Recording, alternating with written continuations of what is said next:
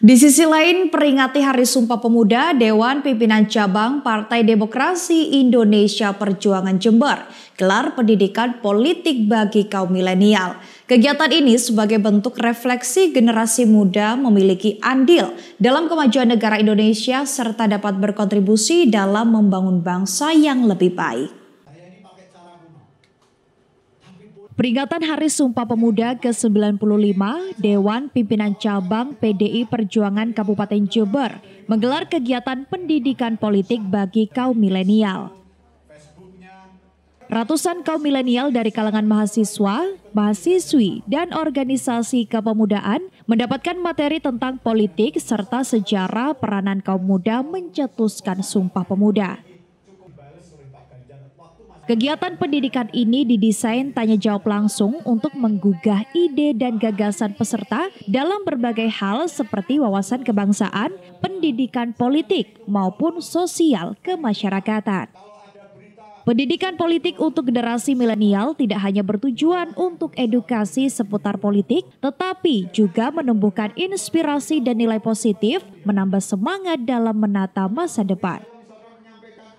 Jadi begini teman-teman, yang pertama tugas sebagai partai politik itu adalah melakukan pendidikan politik.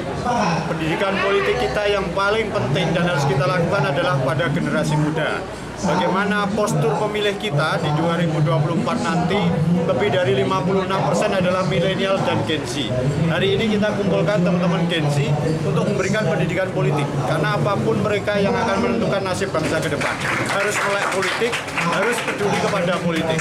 PDI Perjuangan partai yang inklusif, partai yang harus adaptif terhadap aspirasi teman-teman muda. Dan yang paling penting bukan soal pemilunya, ini soal pendidikan politik. Maka kita lakukan Sumpah Pemuda hari ini adalah kita maknai sebagaimana kita mendengar aspirasinya teman-teman muda. Tidak melulu kita bicara kepada teman-teman muda, tapi bagaimana partai politik mau mendengar aspirasi teman-teman muda.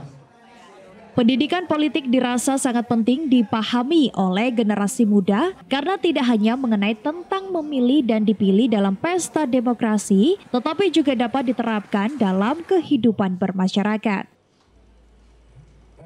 Tadi dapat banyak mengenai politik itu sendiri dan juga banyak